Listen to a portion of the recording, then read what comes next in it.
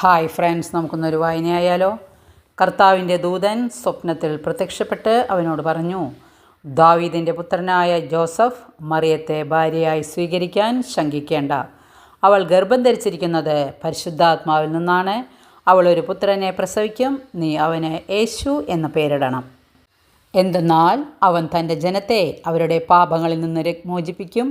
കന്യക ഗർഭം ധരിച്ച് ഒരു പുത്രനെ പ്രസവിക്കും. ദൈവം നമ്മോടുകൂടെ എന്നർത്ഥമുള്ള എമ്മാനുവേൽ എന്ന് അവൻ വിളിക്കപ്പെടും എന്ന് കർത്താവ് പ്രവാചകൻ മുഖേന അരുളി ചെയ്തത് പൂർത്തിയാക്കാൻ വേണ്ടിയാണ് ഇതെല്ലാം സംഭവിച്ചത്. ജോസഫ് നിദ്രയിൽ നിന്ന് ഉണർന്ന് കർത്താവിൻ്റെ ദൂതൻ കൽപ്പിച്ചതുപോലെ പ്രവർത്തിച്ചു.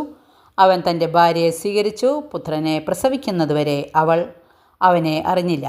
അവൻ ശിശുവിന് യേശു എന്ന് പേരിട്ടു. വായന എല്ലാവർക്കും മനസ്സിലായി കാണുമെന്ന് വിശ്വസിക്കുന്നു. എല്ലാവർക്കും ഇഷ്ടപ്പെട്ടെങ്കിൽ ലൈക്ക് ചെയ്യണേ. Okay, thank you, by.